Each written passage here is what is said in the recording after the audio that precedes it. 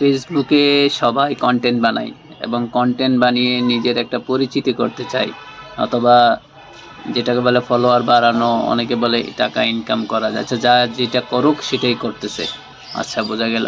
কিন্তু আপনাদের একটা জিনিস দেখায়, এই যে স্ক্রিনে দেখতে পাচ্ছেন, ইনায়ে এক প্রকারের ভাইরালি একটা মানুষ, এবং শুরুতে উনি কেক বিক্রি করতো, পরবর্তীতে এখন হাঁসের মাংস বা অন্যান্য আইটেমও বিক্রি করা শুরু করছে। এক হিসেবে কিন্তু উনি কাজই করছেন, উনি একটা কাজের সাথে জড়িত আছেন। এখন যারা এখানে ভিডিও করতেছেন তাদের মাধ্যমেই কিন্তু উনি ভাইরাল হয়েছেন, এবং ওনার বিষয়টা উনি যাই বিক্রি করেন সেটা কিন্তু চলে। এখন কথা হচ্ছে, স্ক্রিনের শটটা যেটা দেখতেছেন সেখানে যে ভিডিওটা করছে, মা ছেলে কিন্তু এখানে কথা বলতেছিল, কিন্তু উনি ক্যাপশনটা কি দিছে দেখছেন, যে ওরা নাকি ভাইরাল হওয়ার চেষ্টায় এই কাজটা করতেছে। তা আপনার সেখানে কাজ কি? মা ছেলে যেটাই করুক, ব্যবসা করুক, ওইখানে কথা বলতেছে, আপনিও তো ভাইরাল হওয়ার জন্য গেলেন, আপনার পেজটাকেও তো ফলোয়ার বাড়ানোর জন্য গেলেন। তাহলে আপনি নিজেও ওদের থেকে সুবিধা নিচ্ছেন, কিন্তু ওদেরকে পচাই।